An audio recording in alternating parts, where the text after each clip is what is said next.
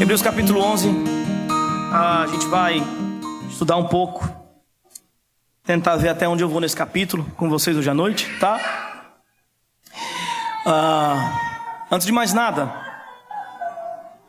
eu gostaria de explicar para vocês que, provavelmente vocês já sabem disso, mas as escrituras não foram feitas com capítulos e versículos, né?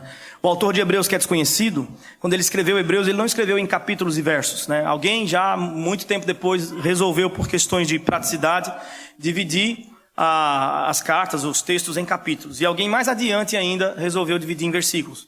Por que eu digo isso? Porque, às vezes, a gente tem a sensação de que um versículo não deveria ter sido cortado naquele ponto exatamente onde ele foi cortado, ou de que um capítulo não deveria ter começado exatamente ali onde começou. Com relação a isso a gente pode discordar. As divisões de capítulos e versículos não são inspiradas, né? O texto é inspirado. E embora tenha sido muito importante essa divisão de versículos e capítulos, tem causado também, né, de maneira mais odierna, né, mais contemporânea, muita confusão, porque a gente pensa que cada verso é sozinho, cada verso é isolado em si mesmo, cada verso é uma frasezinha mágica, né? A gente esquece que aquele verso, aquela frase pertence a um texto inteiro, né? E precisa ser olhado de maneira inteira, né? Então, eu penso que aqui em Hebreus 11 a gente tem uma certa dificuldade às vezes em compreender qual que é a mensagem de Hebreus 11 por conta da divisão de capítulos e versos. Portanto, eu quero sugerir que a gente comece a nossa leitura no capítulo 10, verso 35. Capítulo 10, verso 35, eu acho que aqui seria mais adequado a gente entrar no texto do capítulo 11. Antes de mais nada, deixe-me dar um pano de fundo sobre Hebreus, né? Jogar luz aí sobre o livro de Hebreus. O livro de Hebreus, como eu já falei, autor desconhecido. A gente não sabe quem escreveu o livro de Hebreus, tá? Existem sugestões, mas tudo isso é no mundo das deliberações mesmo, né? Das conjecturas. O livro de Hebreus, a gente sabe de uma coisa. Ele foi escrito para resolver uma problemática muito interessante. Os hebreus estavam se convertendo ao evangelho. E quem eram os hebreus? Os hebreus eram descendentes do povo judeu, né? Então, os hebreus, eles tinham toda uma herança religiosa judaica, né? Então, eles tinham todo um sistema de comportamento religioso que já vinha de séculos, desde Moisés até eles, né? Então, quando o evangelho é proposto para os hebreus, quando o evangelho chega até o povo judeu, a gente encontra um problema maior para resolver do que quando o evangelho chega para um povo que não é judeu. Um povo gentil. Parece que para os gentios era mais fácil entender o evangelho de Cristo Jesus. A graça, a sustentabilidade da existência cristã na fé, nos méritos de Cristo Jesus, parece mais fácil para o gentio, né? Porque ele tinha que abrir mão logo de tudo de uma vez, enfim. Mas para o judeu, era muito complicado entender como é que Jesus substituiria toda uma estrutura religiosa anterior. Né? E como é que seria isso?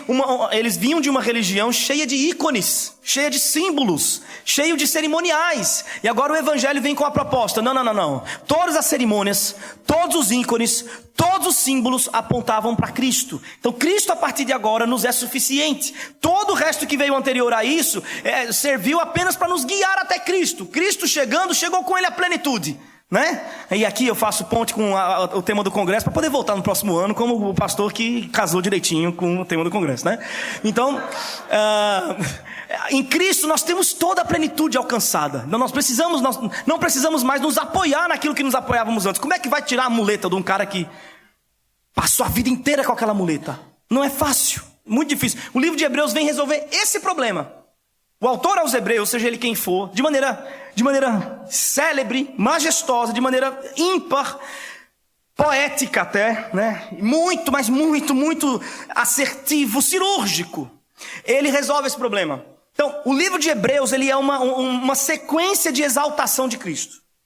Tá? O livro de Hebreus, ele vai dizer aos seus leitores, isso é chocante para os seus leitores. Para a gente não é, mas para quem recebeu a primeira carta era um terror, O autor vai dizer, olha, Cristo é superior a Moisés. É um chão que se abre. Como assim é superior a Moisés? Cristo é superior ao sacerdócio. Outro chão que se abre. É a casa dos hebreus toda sendo destruída. Cristo é superior à nossa tradição, às nossas cerimônias. Cristo é superior aos anjos, porque entre eles havia até inclusive uma veneração aos anjos, né? Parte da escola judaica venerava os anjos. Então Cristo é superior aos anjos. Cristo é superior à lei. Que isso? Cristo é maior do que a lei. Como assim? Muita calma nessa hora, né? E tudo foi ruindo. E a única coisa que fica no final é Cristo. E para um judeu, isso é pouco. Porque a religião deles era baseada em obras de cerimônias. Era a circuncisão, eram os sacrifícios anuais, era o cumprimento da lei, especialmente a cerimonial, sobretudo a cerimonial.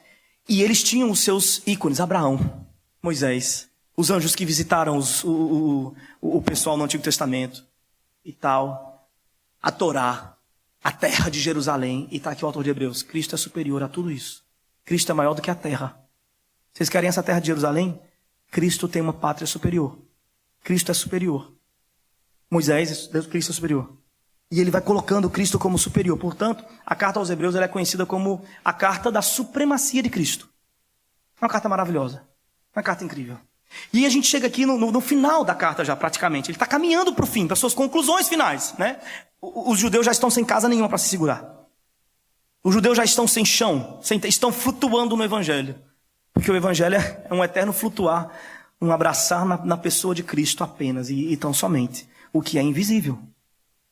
Porque a pessoa de Cristo não é uma obra que eu posso, assim, tocar. É uma obra que eu posso crer. A obra se fez, findou-se. Ele disse na cruz: está consumado. Então eu creio nessa obra, mas eu não posso pegar e apresentá-la para você aqui, Eu posso falar dela. E se o Espírito Santo tiver no seu conselho eterno que você seja salvo, você crerá nesse absurdo, nessa loucura de que um homem há 2000 anos atrás morreu no seu lugar. É uma loucura isso. Você está aqui acreditando que você é um doido, varrido. Para o mundo, sim. Para Deus, você é um sábio. É a sabedoria de Deus que se manifestou em você. Amém? Então ele está caminhando para o final aqui da sua carta, para as suas conclusões, e ele vai dizer o seguinte. Veja no capítulo 10, verso 35. Portanto, não abandoneis a vossa confiança. Essa palavra confiança aqui no texto, nós vamos ter 3 palavras ao longo do capítulo todo, que vão ser palavras intercambiáveis, palavras que a gente pode substituir uma pela outra. Confiança, esperança e fé. São 3 palavras que têm o mesmo sentido ao longo do texto. Tá? Então, portanto, não abandoneis a vossa confiança. Ele está dizendo: não abandonem a vossa fé, não abandonem a vossa esperança.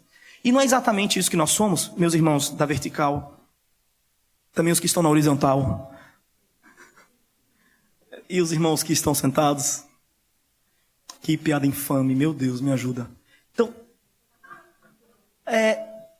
não é exatamente isso que nós somos. Não é isso que vocês aqui da vertical sonham em ser para Blumenau.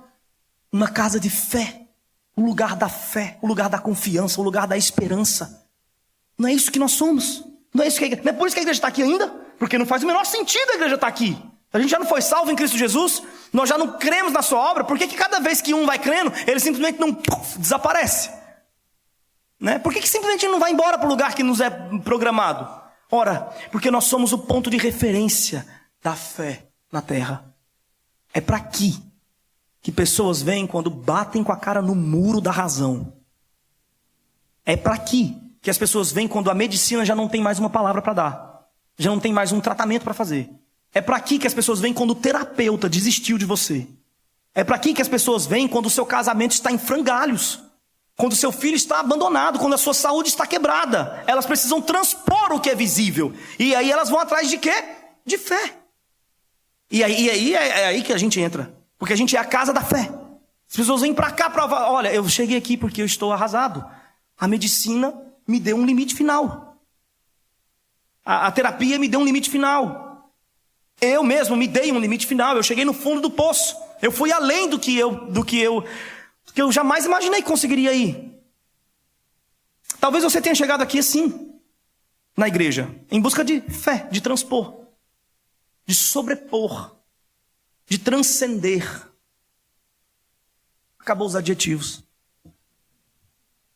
Se fosse Renato Vaz, ele passava 5 minutos de não sei o quê, né? Mas aí vem a notícia trágica do assunto. Nós que somos a casa da fé, nós não fazemos ideia do que é fé. A gente não faz ideia do que é fé. É por isso que esse capítulo 11 existe, para nos dizer o que é fé. Porque quando as pessoas chegarem aqui, a gente precisa ter algo para dizer para elas. Elas vêm atrás de fé. E a gente oferece qualquer coisa, menos fé verdadeira, fé genuína, fé salvadora. Então vamos ao texto. E ele vai dizer, portanto, no verso 35, não abandoneis a vossa confiança. Ela tem grande galardão, ou em outras versões, vos trará uma grande recompensa. Aí no verso 36, porque vocês necessitam de perseverar, para que, havendo feito toda a vontade de Deus, alcanceis o que, gente? A promessa. Então veja o que o autor está dizendo. Não abandonem a vossa confiança, a vossa fé, a vossa esperança. Vamos botar isso aqui, na mão direita. Não abandonem a vossa confiança, esperança, fé. Não abandonem. Vocês precisam perseverar nisso aqui, na fé. Para que depois de haverem feito toda a vontade de Deus, vamos botar a vontade de Deus aqui, na mão esquerda, vocês alcancem a promessa. Então aqui a gente tem a grande tensão do mundo da teologia. A teologia, ela é tensionada por séculos e séculos em cima disso aqui, Nós temos a fé e nós temos as obras. Eis a grande tensão. Como que resolve isso? Onde é que começa uma e termina a outra? Quem que é reflexo do quê? Como é que elas se cruzam? Parece que não se cruzam. Parece que são paralelas. Não nos cabe essa reflexão aqui. Mas nos cabe uma compreensão clara acerca do texto. O texto diz que você pode fazer toda a vontade de Deus. Se você não perseverar na sua fé, não alcança a promessa. E não é exatamente por isso que Jesus vai dizer em um dos seus sermões que no último dia, alguns diriam, Senhor, em teu nome nós não fizemos toda a vontade de Deus? Expulsamos demônios, plantamos igrejas, gravamos CDs, a gente profetizou, a gente sabe? E Jesus vai dizer, e Deus vai dizer, eu não vos conheço. Então, gente, fazer toda a vontade de Deus não é suficiente. Fazer o que você acredita ser o correto a ser feito não é suficiente. O texto vai dizer que você precisa perseverar em vossa confiança, para que depois de haver feito toda a vontade de Deus, alcance a promessa. Essas duas coisas precisam estar juntas. Tá? Então veja, você está aqui plantando a igreja junto com Paulo, você está aqui frequentando as reuniões, você tem ceado junto com os irmãos, você passou pelos sacramentos, você é generoso e contribui com o desenvolvimento da obra de Deus, você canta no louvor, você vai evangelizar na rua, você visita órfãos, você visita hospitais, você tem feito tudo isso por anos e anos e anos e anos e anos. Deixa-me dar uma notícia a você, nessa noite. Não é o bastante. Se você não souber responder a essa pergunta, o que é fé? Tudo isso aqui que você fez e nada é a mesma coisa. Você saberia me dizer o que é fé? Você saberia conceituar em que está a fé do cristão? Então o texto, entendendo que isso aqui é de urgente e vital importância, de urgente e vital importância, o autor vai começar a nos descrever o que é fé. Porque isso aqui é de urgente e vital importância. Para nós também nessa noite, é de urgente e vital importância que você saia daqui dizendo, agora eu sei o que é fé. Talvez você já até saiba, mas você vai sair daqui, estou reforçado em minha fé. Talvez você não saiba e você vai sair daqui dizendo, agora eu sei o que é fé. Tomara que o texto faça isso conosco. Eu não posso fazer isso com você. Eu não tenho a menor capacidade. Mas o texto pode. Que Deus nos abençoe. Amém? E o texto vai dizer, verso 36, vocês necessitam de perseverar em vossa confiança, em vossa esperança, em vossa fé, para que depois de terem feito toda a vontade de Deus, alcanceis a promessa. Qual promessa? Em qual promessa devemos perseverar em nossa fé? Qual? Verso 37. Aquele que vem virá, muito em breve, aquele que vem virá, e não tardará. O meu justo viverá desta fé, ou da fé, nisso aqui.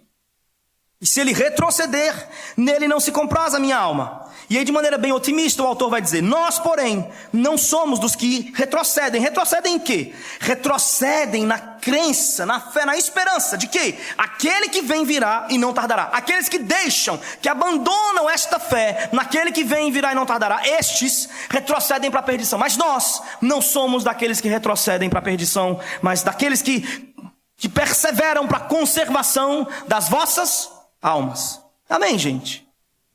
Então veja, eis o que é fé, segundo o autor de Hebreus. Fé é acreditar na loucura de que existe um rei que vem e que ninguém está vendo. É algo invisível. que está num reino invisível, mas ele vem em breve e virá e não tardará. O que é invisível se estabelecerá no visível, e isso em breve e não tardará. O justo, ou seja, aquele que alcançará a promessa no final, o justo, sobrevive disto. Você sabe quantos justos morreram ao longo dos séculos até hoje? Enquanto criam nessa loucura? Incontáveis. Como é que esse texto pode ser verdadeiro? O justo viverá. O que o justo mais faz é morrer. Enquanto crê nisto. Não. Aquele que crê em mim, que sou aquele que vem e virá e não tardará, ainda que esteja morto, viverá.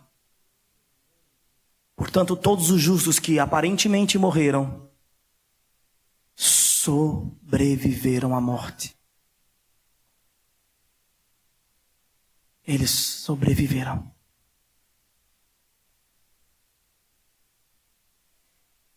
E aí, o autor de Hebreus, imaginando que os seus leitores pudessem dizer que, gente, como é que vai ser isso, cara? Quer dizer, a gente estava confiado no nosso sacrifício aqui. Quer dizer, eu era circuncidado, eu frequentava as sinagogas, eu fazia o sacrifício, estava tudo checado aqui. Então eu podia ter certeza da minha salvação. E agora eu tenho que crer numa coisa que eu não estou vendo, uma coisa que não depende de mim. Ele vem, virá, ele quem? Cadê ele? Onde é que está? Cadê o invisível? Como é que eu vou... É muito louco isso. Ele está inventando uma moda. Esse camarada aqui está inventando uma moda. E o autor de Hebreus imaginou que talvez fosse essa a confusão dos hebreus. Está inventando moda, porque até aqui a gente veio pelas nossas obras. Até aqui a gente veio por aquilo que a gente podia contabilizar, né? Evangelizei, preguei, papapá, fiz isso, fiz aquilo, então está tudo certo. E aí o autor de Hebreus vai dizer para eles, então, sobre isso, eu não estou inventando moda. É assim desde o começo. Fé é isso, fé é essa loucura desde o começo. Aí ele vai dizer no verso 1, ora, é isso mesmo. Fé é isso mesmo. Não está escrito assim no seu? No meu não está não. Fé é exatamente isso aí, ó. É isso aí? Tá, se tem uma coisa que é fé, é isso? Fé é a certeza das coisas que se esperam e a prova do que não se vê. Fé é isso. Você está achando uma loucura? Gastar toda a sua energia, toda a sua vida em algo que você não está vendo? Um rei que vem, virá e não tardará. Você acha isso uma loucura? Pois veja, fé é isso. Fé é acreditar em coisas que não se veem. É a certeza do que esperamos. O que esperamos segundo o texto? Aquele que vem e virá e não tardará. O justo sobrevive disso. O justo sobrevive enquanto olha para ele. Morreu, sobreviveu. Fé é isso. Certeza de coisas que se espera, prova do que não se vê. Então, meus irmãos, veja bem. Por exemplo, eu estou construindo a minha casa, lá em João Pessoa. Todos convidados para um cafezinho. Todos que comprarem o livro. Eu não tenho mais de onde tirar dinheiro para construir essa casa. Mas fé é isso. É a certeza de coisas que se espera e prova do que não se vê. Eu olho para minha conta bancária, lá embaixo. Eu olho para minha casa, os pedreiros lá assim, e aí, cadê o Cascai? Cadê o Faz-me Rir? O pedreiro lá, e eu dizendo, calma, fé é isso. Né? Amém, meus irmãos? Errou. Quem disse amém errou grande, errou feio, errou rude. Não é disso que o texto está falando. Por exemplo, a gente está aqui, né, plantando a igreja vertical. De repente um dia a gente quer, eu quero montar uma igreja horizontal. Que piada infame, né? Estamos aqui plantando a igreja vertical. E a gente entende que começou a movimentar em Blumenau, e muita gente está frequentando aqui a tarde de fé, todo mundo quebrado em Blumenau, as igrejas neopentecostais deu surro em todo mundo, vem todo mundo manquejando para cá. E aí, a gente não tem dinheiro para aumentar esse espaço, sei lá, alugar o outro galpão do lado e tal, mas fé é isso, fé é certeza do que a gente se espera. E não sei, agora, aqui, relacionado à igreja, agora sim, amém ou não amém, gente? Não. Também não. Não é disso que o texto fala. Não é. Segundo o texto, fé não é crer que eu vou ter dinheiro para construir minha casa. Eu vou trabalhar. Eu que não me acordo cedo não para ver. Não viajo para cima e para baixo, vendendo esses livros. Para crente. Tudo bom, crente? Eu que não vá vender meus livros, cantar minhas músicas. Por aí, eu que não trabalho não. Eu que não vai escrever outro livro para construir minha casa. Deus me deu força para isso. Deus me deu braço para isso. Não vou jogar isso na conta de Deus não. Embora eu saiba que Deus está, sobretudo, me dando energia e a Ele a glória por toda a vitalidade e todas as ideias. Mas eu sei que depende do meu esforço esse tipo de coisa. É para o homem trabalhar. Ora, né? Agora, com relação ao texto, segundo o texto, fé é a certeza de coisas que se esperam e prova do que não se vê. O que é que não se vê? Dinheiro é coisa que se vê. Quem já viu dinheiro aqui? Esses dias andando com o Paulo eu tenho visto um bocado. Quem já viu carro importado? Ixi, aqui em Blumenau é o que eu mais vejo. É carro. Quem já viu fama? Fama é coisa que se conhece na terra. Fama é coisa que se vê. Quem já viu tudo isso aí, ó. Veja como a nossa cabeça ela é uma mente fotográfica, né? Uma mente que foge a palavra agora. Mas, por exemplo, se eu falar a palavra maçã, tá aí uma maçã na sua mente já desenhou a maçã, mais linda do mundo. Se for passar para papel, não sabe desenhar, né? Mas tá aqui. Se eu falar para você dinheiro, tá aí uma ideia de dinheiro. Se eu falar amor, tem aí uma ideia de amor na sua cabeça. Agora, se eu falar aquele que vem virá, não tardará. É coisa que não se vê.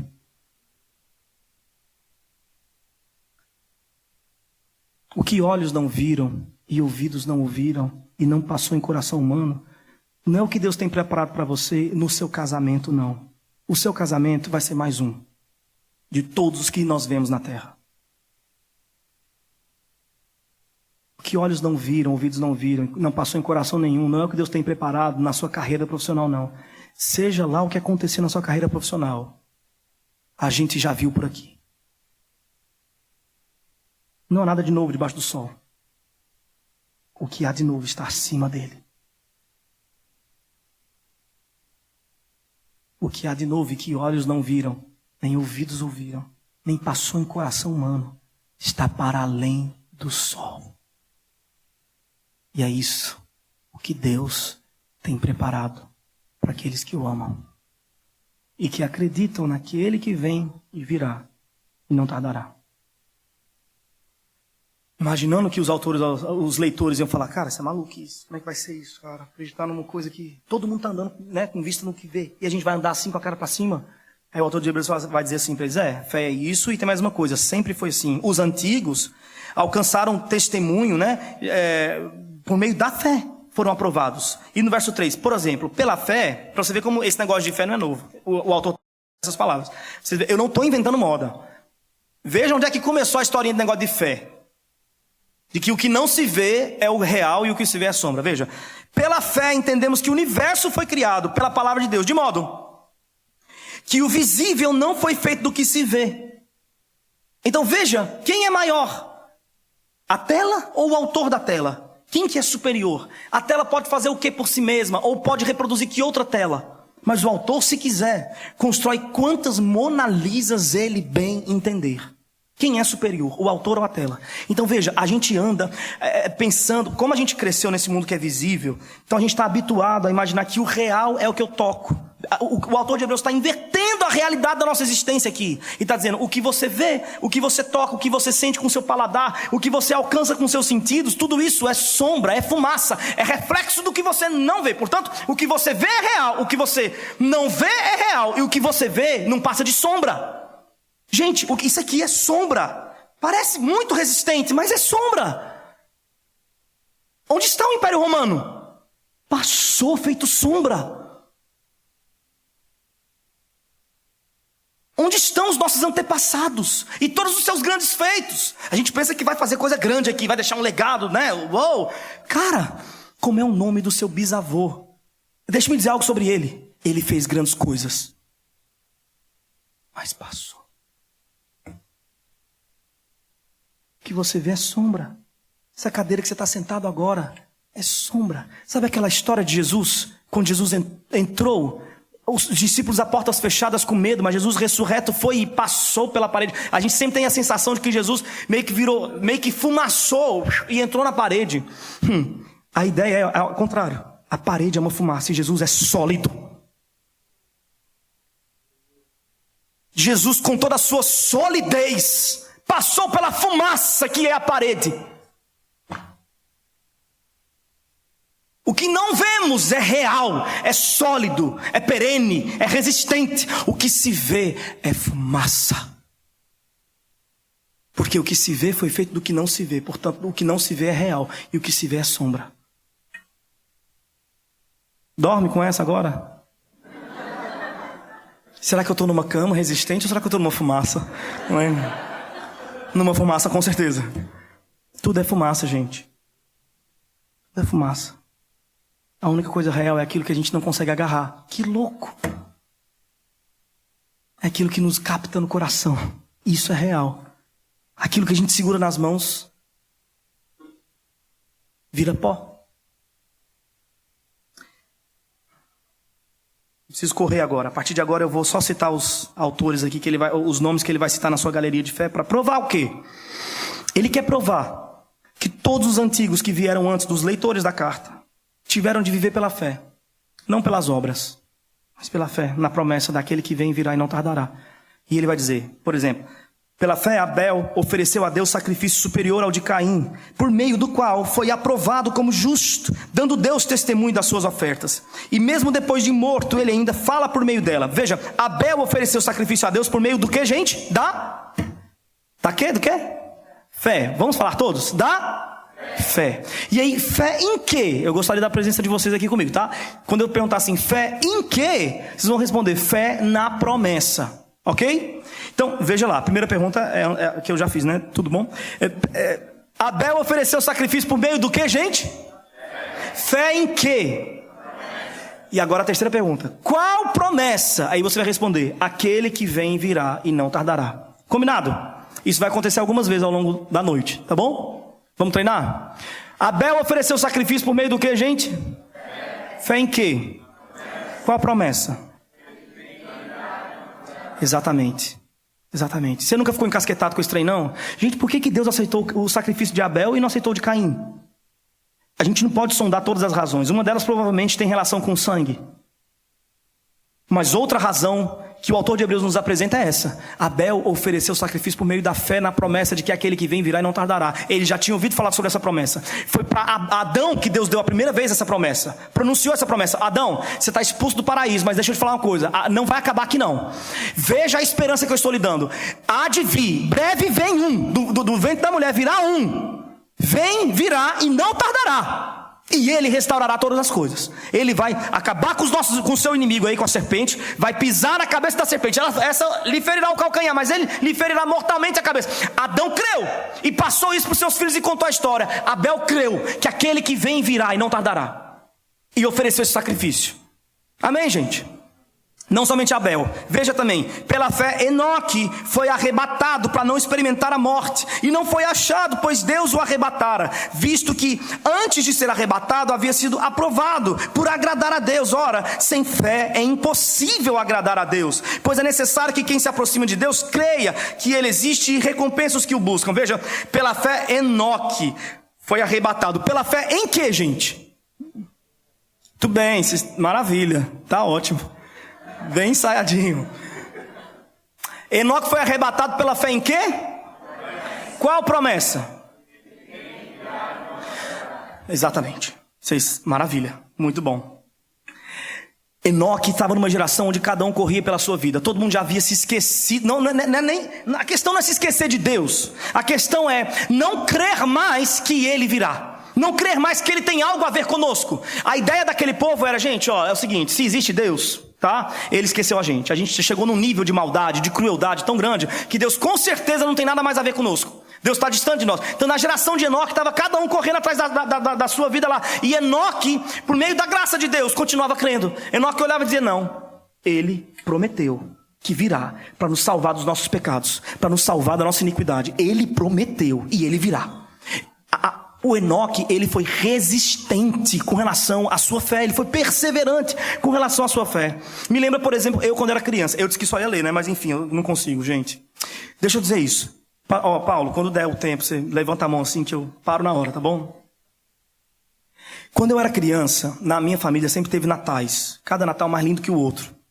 Eu ia para casa da minha avó, tinha uma árvore de Natal enorme.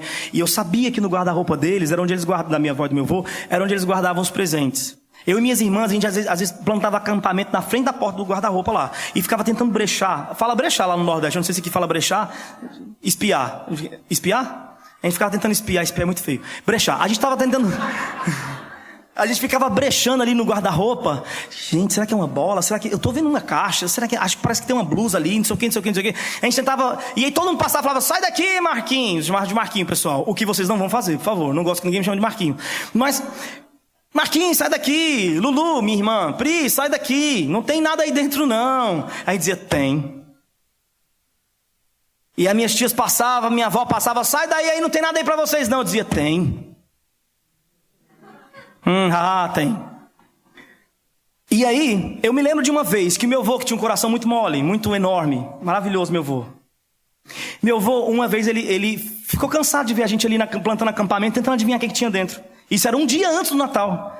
Aí ele gritou, ele chegou lá no guarda-roupa, olhou pra cena das 3 criancinhas lá, naquele acampamento, ele gritou, oi Ieda, minha avó.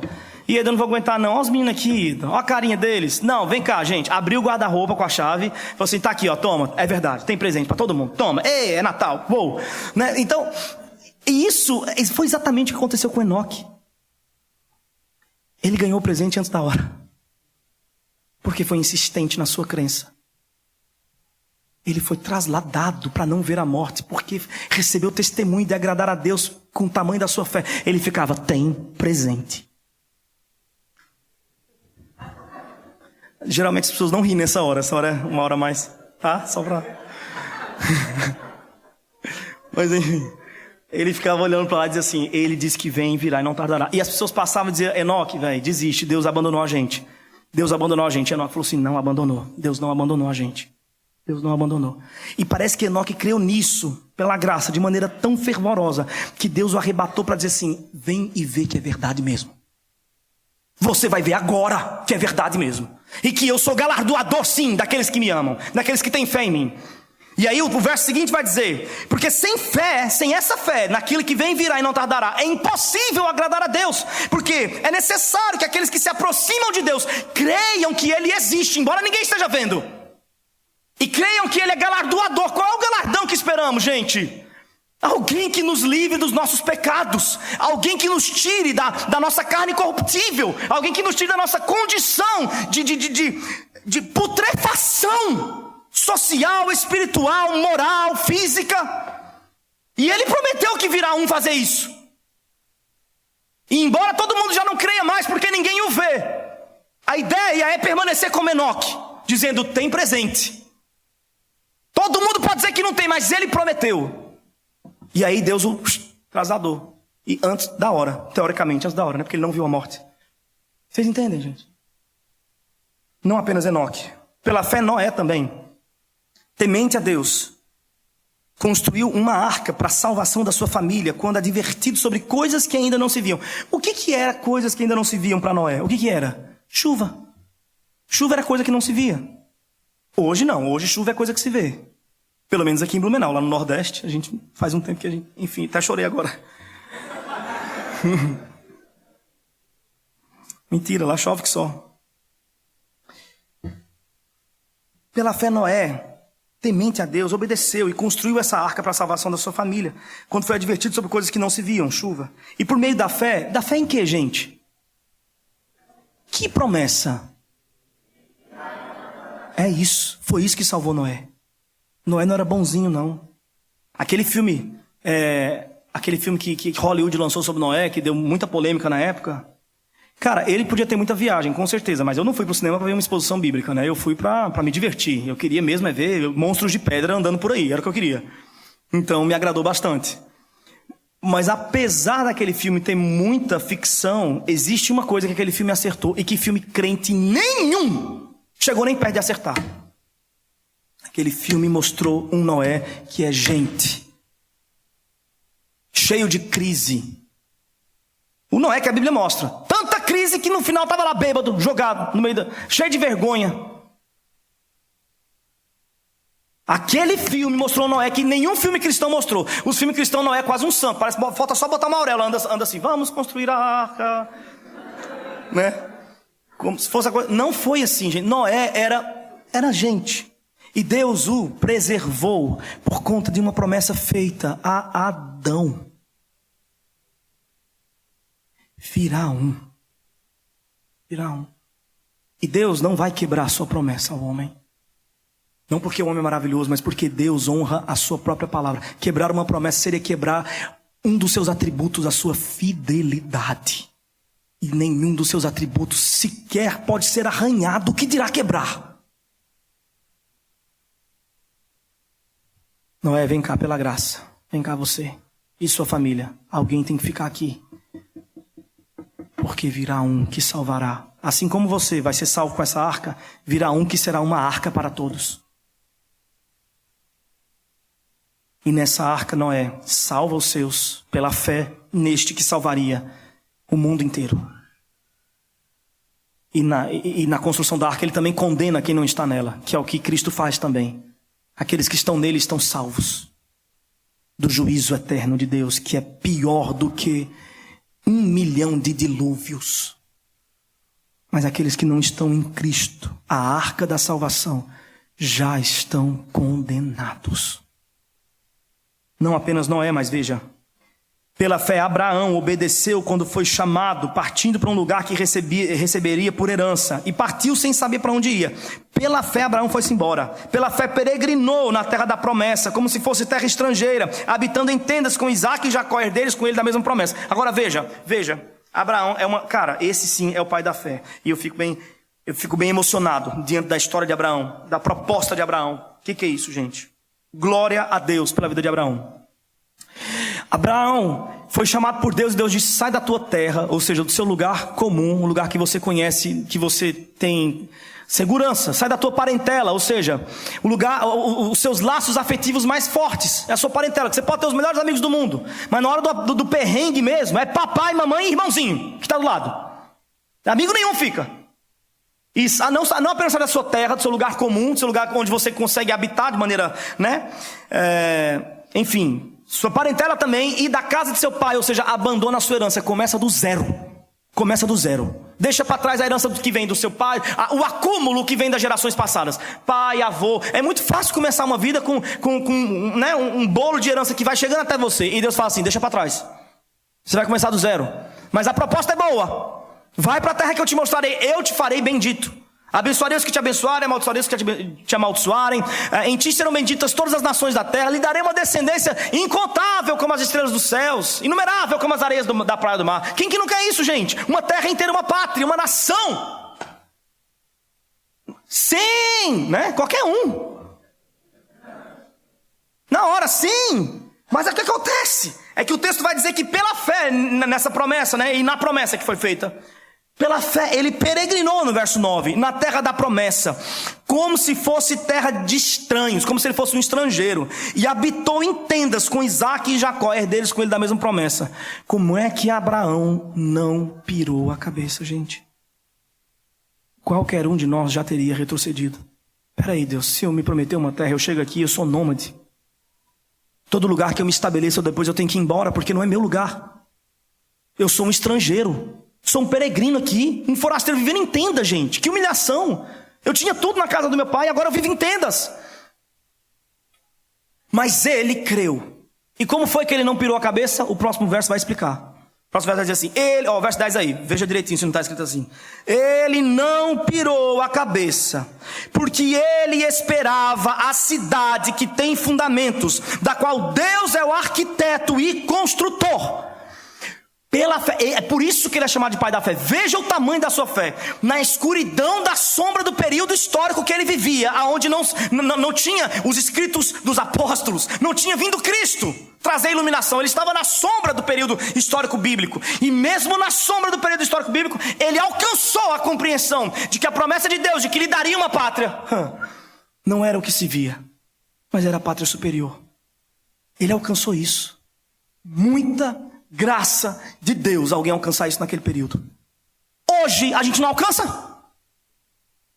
Abraão entendeu que a terra que se via, Canaã, não passava de maquete. Não, eu sei, mas Abraão, você disse que ia ganhar, não ganhou nada. Cadê essa terra? Não, isso aqui é maquete, não é bem isso aqui não. Deixa eu explicar. Eu estou esperando a terra, a pátria que tem fundamentos, a qual Deus é o arquiteto fundador. É como quando a gente vai comprar um apartamento, por exemplo. A gente não, vocês. E aí, você chega lá para comprar um apartamento, você fala, cara, tem uma maquete linda lá, né? Toda em perspectiva ali e tal. Você fala, cara, eu quero esse apartamento, você quer saber? Eu vou comprar o prédio inteiro. Eu tô podendo. Eu sou chucrute, lá de Blumenau. Filhinho de alemão, cabelinho douradinho. Eu vou comprar o prédio todo. Foi. Mas em quantas vezes? Passa pro vencimento? No cartão aqui? Imagine você for fazer uma loucura dessa. Imagine que seja possível. Né? Imagine. Talvez para Paula até seja possível. Né? Então você vai lá e passou o cartão. E aí, aprovado? Aprovado. Beleza, vou levar então. Pega a maquete e vai indo pro carro. Que ridículo. Não é ridículo. Não é ridículo. É isso que a gente está fazendo. É isso que Abraão não fez. A nossa fé, ela é ridícula e patética a esse ponto. A gente acredita que Jesus morreu na cruz para nos presentear com a porcaria de uma maquete. Com coisa que eu posso ver. Deus morreu na cruz para quê? Jesus morreu na cruz para que eu passasse numa universidade, para que eu ficasse rico, para que eu tivesse sucesso, para que eu ganhasse minha casa nova. Minha fé nisso. Eu sou filho de Deus. Eu já ouvi gente falar isso do púlpito, gente. Filho de Deus não passa necessidade. Filho de Deus estuda nas melhores universidades, tem os melhores cargos públicos, tem os melhores concursos. E né? Mentira. Você quer passar na universidade? Estude. Você não precisa de Deus para passar em medicina, não. Tem muito servo do diabo, tem muito ateu, tem muito candomblecista, tem muita gente maluca que passa em medicina. E tá os crentes aí pagando promessa, para no final das contas entrar em filosofia, que é inclusive o meu curso. Você não precisa de Deus para ficar rico. Você não precisa de Deus para uma carreira bem sucedida. Você não precisa de Cristo, do Evangelho de Cristo, da sua crucificação bendita e também maldita.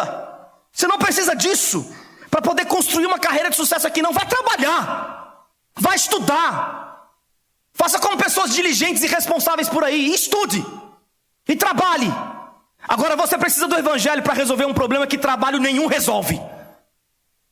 Você precisa do Evangelho para resolver uma questão que salário nenhum no mundo poderia lhe garantir: a sua eternidade. Isso você não pode fazer. E a cruz veio resolver esse problema. A cruz veio garantir para você uma eternidade de redenção, de justificação, de paz com o seu maior inimigo, que, pasmem, nunca foi o Satanás. Esse era seu pai. Seu inimigo era Deus. Antes fosse Satanás, que talvez você ainda conseguisse uma briguinha aí de 10, 15 minutos com ele. Agora, quanto tempo você resistiria diante de Deus?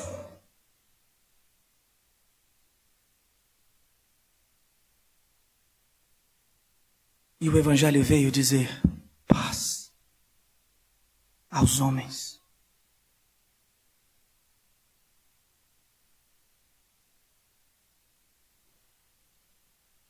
Eu tenho vergonha da fé que a gente leva para frente aqui. Talvez você não entre nas melhores faculdades. Talvez você nunca tenha uma carreira de sucesso. Só um fiteirozinho. Mas sabe qual que é a loucura do Evangelho? Você vai nos consultórios dos profissionais mais bem-sucedidos da medicina. Os juízes mais bem-sucedidos. E que não abraçaram a fé em Jesus e uma esperança no porvir. E você percebe que não é suficiente o que eles têm. Porque nada do que a gente tem aqui é suficiente nunca. A gente sempre quer mais. Mas você vai no fiteiro da irmã que acredita naquele que vem, virá e não tardará. E você diz: por que você está tão feliz? Um pontozinho de comércio insignificante. Por que você está tão... Por que você simplesmente não desiste da existência? Ela vai dizer: porque isso aqui é maquete, que pode se ver com os olhos, é sombra. A minha fé está para além do que os olhos veem. Você vai chegar em um doente que não abraçou a Cristo, que está em fase terminal e ele está desesperado. Você vai chegar em um cristão em fase terminal. Por mais que a dor seja intensa e as lágrimas inevitáveis, você ainda o ouvirá sussurrar: é só por um pouco. Isso aqui é sombra.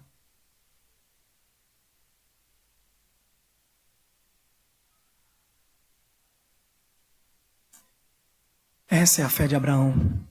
A fé naquilo que não se vê com os olhos. E enquanto isso a gente canta com o gospel.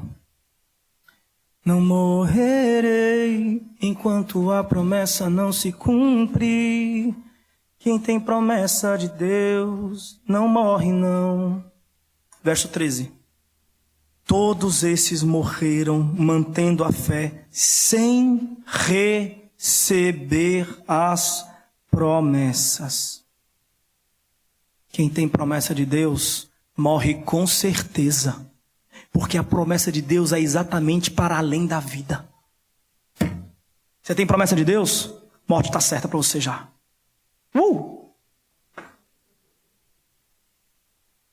E aí o cara ainda tem coragem de dizer que essa é a fé de Abraão. Tem a fé de Abraão. Não, não tem a fé de Abraão. Você tem a fé do Mamon. Que se agarrou naquilo que se vê. Você está agarrado naquilo que é visível aos olhos. Você considera isso superior a qualquer coisa. Você considera o carro novo superior a qualquer coisa. O ministério bem-sucedido superior a qualquer coisa. Você considera uma casa na praia superior a qualquer coisa. Você considera tudo que os olhos veem tão superior que você fala assim, não vou morrer enquanto eu não tiver isso aqui. Enquanto eu não tiver essa alegriazinha aqui agarrada aqui nessa maquete, eu não vou morrer. Essa aqui é a fé de Abraão. Errou feio. A fé de Abraão é exatamente largar do que se vê, agarrar na morte. E crendo que quem possui tal fé não morre depois da morte. Não morre. Mas aqui, morre diariamente. Morreu mais um. Nem eu acredito nas piadas que eu faço no momento mais sério do mundo, gente. Nem eu acredito. Minha esposa fica sem acreditar. Quando minha esposa vem, que eu vejo pregando, ela fala, como é que você consegue? Eu falo, nega, sem querer. Eu gosto de falar sério, gosto mesmo de falar sério. Pra frente, né? Nem sei que oração, gente. Tô perdido aqui em Blumenau. Que oração aí? 9h15, tá doido, o pessoal deve estar todo doido pra ir pra casa. Segue? Aqui quem manda aqui é ele. Segue? Gente, taca aquele pau, Marco, velho, né? Não é assim que vocês falam, né? Vamos pra frente então. Pela fé Abraão peregrinou, né? E aí no verso 10, ele esperava a cidade que tem fundamentos, da qual Deus é o arquiteto e construtor. Pela fé a própria Sara, que era estéril e de idade avançada, recebeu o poder de conceber um filho, pois considerou fiel aquele que lhe havia feito o que, gente? A promessa. Veja, pela fé Sara recebeu um filho. Pela fé em quê? Qual promessa? Eu queria muito seguir direto, mas eu preciso fazer um comentário, porque isso aqui fere muito o nosso estilo de vida pós-moderna, né? Veja, a gente tem uma leitura da Bíblia muito existencialista, por conta das filosofias que nos rondam. Então tudo que a gente lê na Bíblia, a gente aplica diretamente à nossa existência. É como se a Bíblia e os textos sagrados girassem em torno da gente, sabe? A gente olha para o texto de Davi, diante do gigante Golias, a gente é quem? A gente é Davi. E o gigante Golias é todo o resto. E a gente vai enfrentar e vai vencer. A gente olha para a Bíblia, a gente vê, Moisés, o Mar Vermelho, a gente vê quem que a gente é? A gente é Moisés. E a gente vai abrir o Mar Vermelho. O Mar Vermelho é quem? É todo mundo. Quem é o exército de Faraó? É o resto também do povo. Quem é o povo covarde? Esse povo que não acredita no que você está falando. Então a gente sempre olha para as escrituras com essa filosofia existencialista, de que todas as coisas orbitam para cooperar na minha singularidade de vida. Vocês estão entendendo? Então veja, não era assim com Sara. Quando eu falo isso, eu digo isso porque ao ler esse texto, pela fé, até a própria Sara, que era estéril e de idade avançada, recebeu o poder de conceber um filho. Você fala, olha aí, ó, Deus deu um filho para ela, Deus vai me dar um filho também. Você aplica diretamente a você, né? Você que tem um problema aí qualquer, imagine que você tem o mesmo problema da Sara, que você seja estéril. E você vai dizer, não, Deus vai me dar, Deus deu para Sara também. Sabe, deixa eu me dizer algo a você. Deus não deu um filho para Sara, porque Sara era boazinha, porque Sara merecia, porque Sara precisava, porque ela era muito tristinha, porque não tinha um filhinho. Deus não deu um filho para Sara para alegrar o coraçãozinho singular da Sara, para animar a existência da Sara, não. Deus não estava importando com a Sara. Propósito de Deus é com o seu povo. Deus não deu um filho para Sara, Deus deu um filho para a gente. Porque o filho de Sara era a continuidade da promessa. Que promessa? Aquele que vem virá e não tardará. Foi por meio de milagre que Jesus chegou aqui. Sara não foi a única estéril do caminho. Que Deus teve que fazer um milagre para continuar com a sua promessa de salvar o povo todo o seu povo, de todas as tribos, raça, língua e nação. Isaac era o filho de Sara, mas também era o seu filho. Era o meu filho. Era o nosso filho. Era a continuidade da promessa de Deus. Deus não está pensando em vocêzinho, isoladozinho, na sua existência singular, nos seus probleminhas. Deus está pensando no seu povo. E a gente não pensa mais coletivamente. A gente só pensa singularmente. Tanto é que as nossas canções todas são na primeira pessoa. A gente canta aquela música linda lá que hoje é famosa, né? O pessoal está cantando muito, americana traduzida. Esse povo parece que não é brasileiro. Meu Deus do céu, não tem nada no Brasil para cantar? Aí canta aquela música lá da ovelha, como é que é? A 99, deixou as 99. Como é que é, gente? Me ajuda aí, vocês sabem. Hã?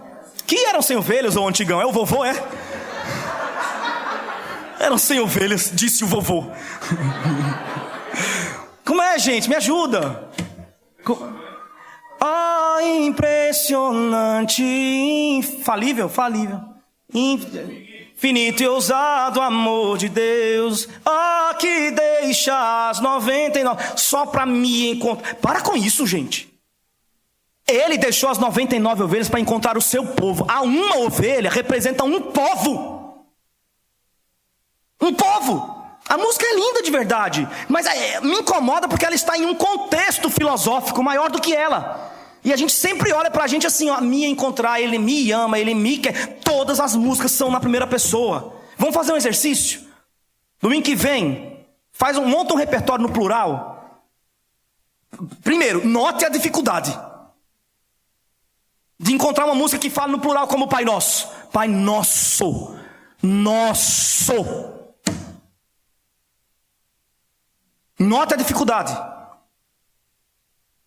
Segundo, comece a notar os efeitos disso na comunidade. A gente canta como um povo. Aqui não está cada um lutando pelo seu não, feito na universidade. Que é um povo, todo mundo sentado junto, mas cada um é isolado. E se tiver um concurso para a mesma área, eu não falo para ninguém. Eu não sou doido? Se eu falar para fulaninho, ele pega a minha vaga com certeza. Lá fora é assim, aqui na igreja não pode. Não pode ser assim entre nós, meus irmãos. Nós somos um corpo. O que Deus faz pelo seu povo inteiro. Uma vez eu preguei e no final eu pedi para cantar essa música. Mas eu falei, vamos cantar ela no plural? E a gente cantou no plural. Funciona no plural também, gente. A outra pegou a música muito bonita também, aquela... me ama, ele me ama. Ali gosta de dizer que Deus ama ela. Ali gosta, viu? E se deixar, passa a noite inteira dizendo. A música linda, americana, né? Claro, porque no Brasil parece que não tem nada mais acontecendo. Mas a música no inglês é He loves us. Yes, I speak English. Yes, very well.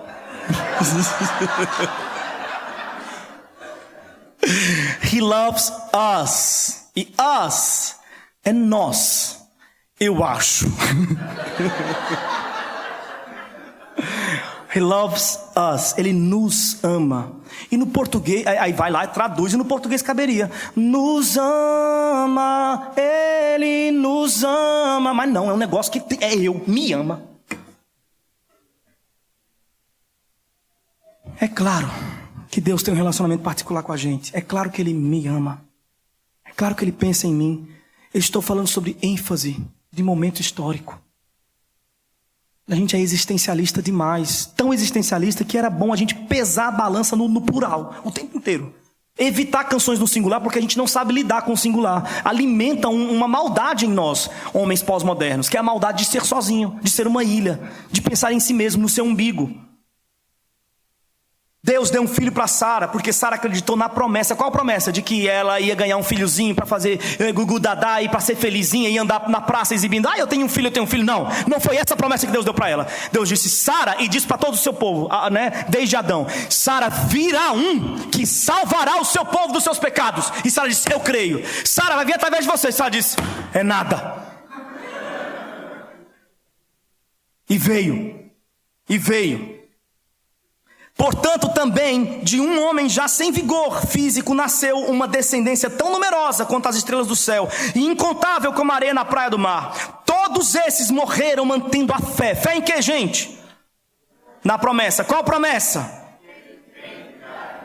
Eles morreram crendo nisso, sem ter recebido as promessas, mas tendo-as visto de longe, saudando-as assim, ó, e declarando: somos estrangeiros e peregrinos na terra. Os que dizem tais coisas mostram que estão buscando uma pátria, né? Ou seja, eu sou estrangeiro. Quando eu digo que eu sou estrangeiro, quer dizer, implica dizer que eu não sou daqui, que eu estou procurando a minha própria pátria, né? E ele fala assim, ó: se pudessem se lembrar a pátria de onde saíram, teriam oportunidade de voltar. Por exemplo, o meu país é o Nordeste. Tudo bom? Dorme com essa. O meu país é o Nordeste e eu sei como voltar para lá, porque eu vim de lá recentemente e eu vou voltar para lá, se Deus quiser, né? Dar um cheiro na minha nega, dar um cheiro também nos meus meninos também, entendeu? Uma surra em cada um só para regular. Vou voltar para casa, porque eu sei onde está a minha pátria, é lá no Nordeste, eu sei. Agora, esses que andam por aqui dizendo assim: eu sou peregrino, sou estrangeiro, o povo fala assim: beleza, você é peregrino, você é todo doidão mesmo, todo estranho. Você anda naquilo que, eu vou não sei o quê, tá todo mundo correndo atrás do seu e você está correndo atrás do que não se vê com os olhos. Então beleza, você é o bichão mesmo, né? Você tem uma pátria, então volta para lá. Ele fala: então, exatamente, eu não sei o caminho de lá. Eu não sei o caminho, é por isso que a gente não vai para lá agora mesmo. A gente espera ser buscado. Feitos servos que o rei enviou para trazer todos os aleijados, todos os coxos. Vá lá e traga-os. Obriga-os a entrar. Claro, traga-os, eles não sabem o caminho. É a gente esperando aqui o servo chegar para nos levar. Mas agora, no verso 16, almejam uma pátria melhor, isto é, a celestial. E por causa disso, por dizerem aqui na terra que são peregrinos, por dizerem que são estrangeiros, por ansiarem pela pátria superior, por causa disso, também Deus não se envergonha deles, nem de ser chamado o seu Deus, porque de fato preparou uma cidade. Então, veja, quando a gente se junta como povo aqui para dizer assim: Deus, nós somos peregrinos, e a gente está aqui unido para dizer: venha nos buscar, Senhor. Existe uma pátria, existe um rei que vem, virá e não tardará. Eu creio, Senhor. E eu estou aqui esperando, Senhor. Pode vir. A hora que lhe for oportuna, venha. Quando nós dizemos isso, e Senhor, com relação ao mundo, dê o mundo para os que querem o mundo. A gente está aqui enquanto isso trabalhando, vivendo. Pode ficar com o mundo quem quiser o mundo. A nossa esperança está naquilo que não se vê. Quando a gente se junta como igreja e faz esse tipo de ato, levantando nossas mãos e dizendo: Senhor, dá-nos Cristo. Deixa o mundo com o mundo, mas dá-nos Cristo. Isso nos é suficiente, nos é o bastante. Quando nós dizemos isso, Deus não se envergonha de ser chamado nosso Deus. A gente está junto e fala assim: Ele é o nosso Deus. E Deus fala: sou mesmo. Sou mesmo. Porque vocês estão dizendo aí, esperando por algo que ninguém está vendo e é verdadeiro. Eu preparei. Não tenho vergonha. Está todo mundo chamando vocês de maluco aí, mas eu não tenho vergonha de vocês. Todo mundo tem vergonha de vocês, porque a vida de vocês está pautada em outra agenda. Uma agenda invisível. A família de vocês tem vergonha de vocês. Os companheiros de pátria de vocês têm vergonha de vocês. Mas eu não tenho vergonha, porque o que ninguém está vendo eu vejo e preparei de fato. Existe e virá. E virá. Se isso é verdadeiro, e o é, o contrário também é verdadeiro. Quando a gente se junta para desprezar a promessa da eternidade e pedir a Deus por aquilo que se vê, Deus tem vergonha, desprezo do nosso cristianismo. Nosso cristianismo seria uma farsa se fosse baseado naquilo que se vê. O nosso cristianismo é verdadeiro porque Ele ressuscitou e foi. Essa é a nossa esperança. É naquilo que não se vê. Pela fé, Abraão, quando provado, ofereceu Isaque para ser sacrificado. Sim, aquele que havia recebido as promessas estava a ponto de oferecer seu único filho, sobre o qual se havia falado: em Isaque será contada a tua descendência. Ele considerou que Deus era poderoso até para ressuscitar dos mortos, e assim também simbolicamente o recuperou. Pela fé, Isaque abençoou Jacó e Esaú no tocante às coisas que ainda aconteceriam. Pela fé, em que Isaque abençoou seus filhos, gente? Qual promessa? Veja o legado que Isaque dá aos seus filhos. Eu vou indo, eu já estou partindo, mas agarrem agora vocês aí o carretel da fé. esse que vem de Adão, se desdobrando, chegou até mim, agora eu passo a vocês. Existem coisas que ainda não aconteceram, mas creiam, acontecerão. Virá e não tardará. E ele foi. Pela fé José, no verso 22, próximo do seu fim, fez menção da saída dos filhos de Israel do Egito e deu ordens relativas a seus ossos. Pela fé José. Pela fé em que José fez isso? Qual promessa? José estava próximo de morrer, provavelmente definhando já na cama, e o texto diz que ele fez menção da saída do Egito. Ele entendeu. Sabe, José estava assim, quase morrendo, e de repente ele fez: entendi. A saída do Egito era maquete. A verdadeira saída do Egito está acontecendo agora. Eu estou saindo do Egito finalmente. Ele fez menção, ele entendeu, a ficha caiu e fez: Eu gosto de imaginar essa cena com uma lágrima rolando nos olhos dele. E ele dizendo: eu estou saindo do Egito. Agora tudo faz sentido. Era maquete. Que jeito precioso de morrer. Pela fé, Moisés, assim que nasceu, foi escondido por seus pais durante 3 meses, pois viram que o menino era belo e não temeram o decreto do rei. Pela fé, Moisés, já adulto, recusou ser chamado de netinho do faraó, escolhendo, pelo contrário, ser maltratado com o povo de Deus, em vez de experimentar por algum tempo os prazeres do pecado. Ele considerou a afronta de Cristo como uma riqueza maior do que os tesouros do Egito. A afronta de Cristo? Moisés considerou a afronta de Cristo? Moisés é bem antes de Cristo? Não, nada existe antes de Cristo. Não tem nada lá. Tudo que existe, existe em Cristo. E em Cristo apenas. E Moisés já havia ouvido falar de Cristo. Talvez não soubesse o seu nome, mas sabia. Lá vem o Messias ungido. E pode ser loucura partilhar dessa fé e viver com esse povo aqui. Eu vou ser maltratado. Mas isso é real. E o que eu posso ver no Egito é sombra. Então fique aí com seus títulos e com seu tesouro.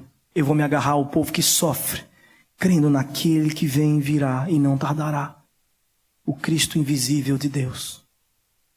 Ele considerou, pela fé, ele deixou o Egito não temendo a ira do rei e perseverou como quem vê aquele que é invisível. Pela fé ele celebrou a Páscoa e a aspersão do sangue, para que o destruidor não tocasse nos primogênitos. Pela fé os israelitas atravessaram o Mar Vermelho como se estivessem em terra seca. Ao tentarem fazer o mesmo, os egípcios afogaram-se. Pela fé os muros de Jericó caíram. Esse aqui é meu último comentário. Me ajuda, Senhor. Pela fé os muros de Jericó caíram depois de rodeados os 7 dias. Pela fé a prostituta Raabe não morreu com os desobedientes, pois acolheu em paz os espias. A prostituta Raabe ficou intacta. Ela morava dentro das muralhas.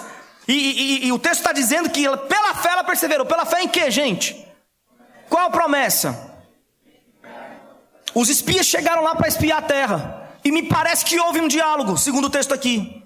Em algum momento eles disseram: olha, a gente está aqui porque essa pátria vai ser nossa. Como assim? A gente precisa de um lugar para sobreviver enquanto nação, porque do nosso povo virá um que salvará o mundo inteiro dos seus pecados. E Raabe fala assim: olha, eu posso não entender nada da história que vocês estão contando, mas uma coisa eu sei: pecado. Se tem uma coisa que eu entendo é pecado. Pecado sou eu. E se vocês estão dizendo que haverá um que virá entre vocês e que vai salvar os homens dos seus pecados, eu preciso disso. Me parece que ela creu nessa promessa daquele que vem, virá e não tardará. E ela acolheu os espias. Resultado, no dia que todas as muralhas caíram, ela estava ali, ajeitou o jarrozinho sobre a mesa ali, varrendo a casa, bem tranquilo, e de repente aquele estrondo.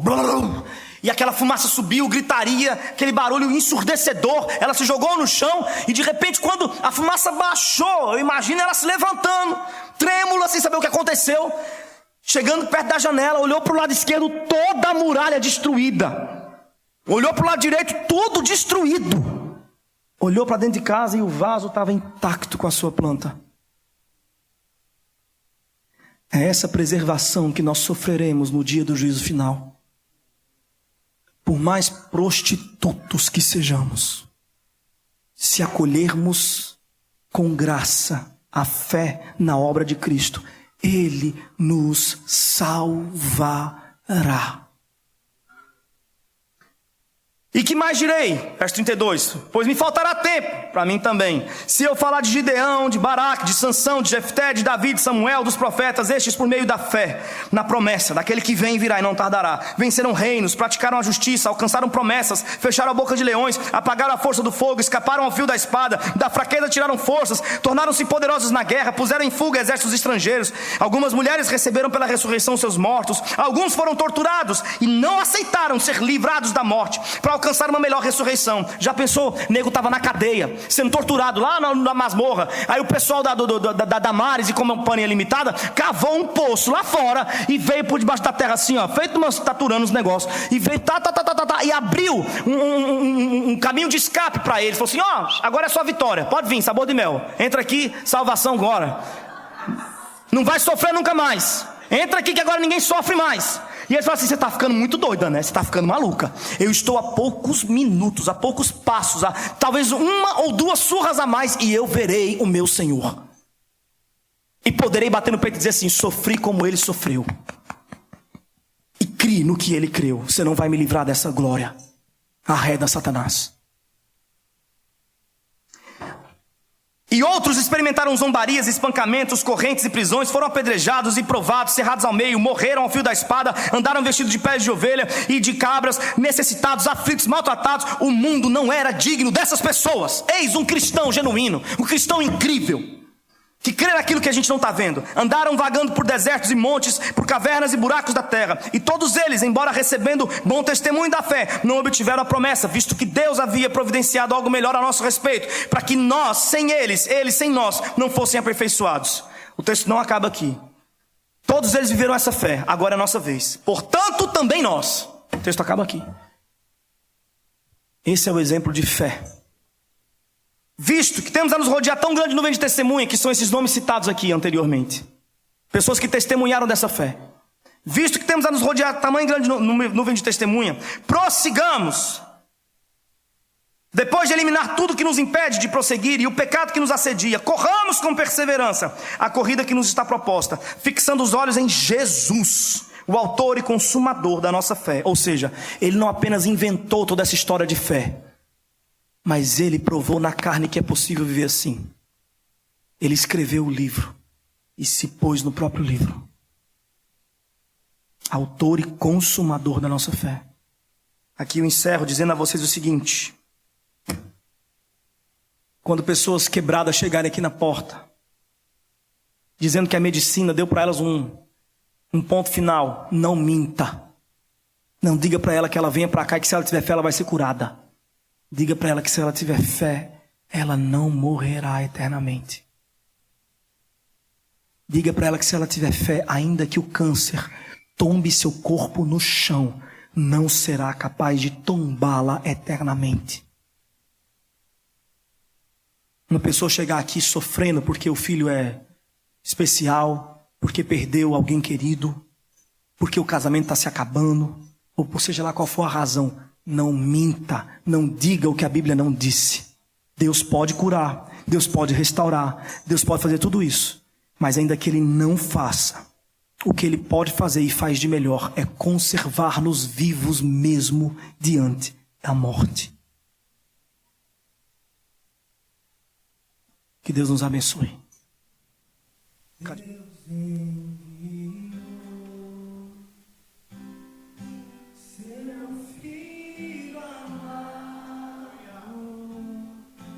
Pra nos salvar e perdoar, na cruz morreu por meus pecados, mas ressurgiu e vivo com o Pai.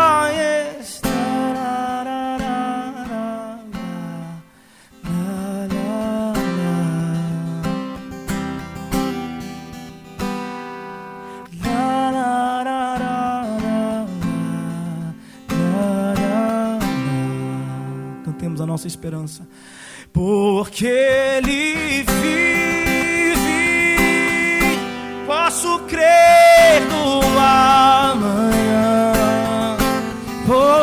Ele vive, temor não há, mas eu bem sei, eu sei que a minha vida está nas mãos do meu Jesus, que vive está.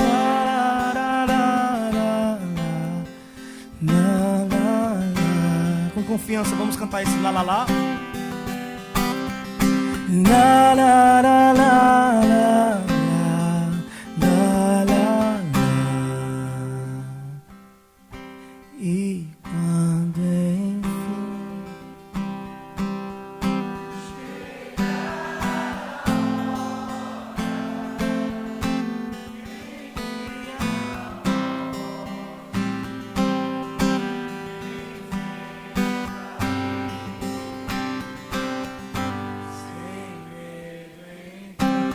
sem medo, então eu verei o meu Senhor, eu verei o meu Senhor,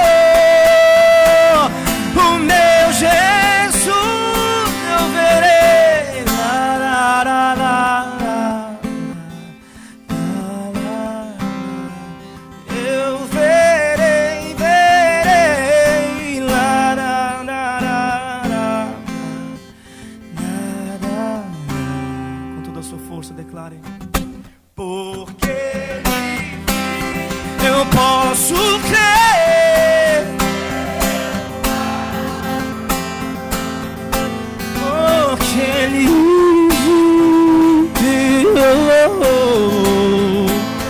temor não há, não há, mas eu bem sei, eu sei que a minha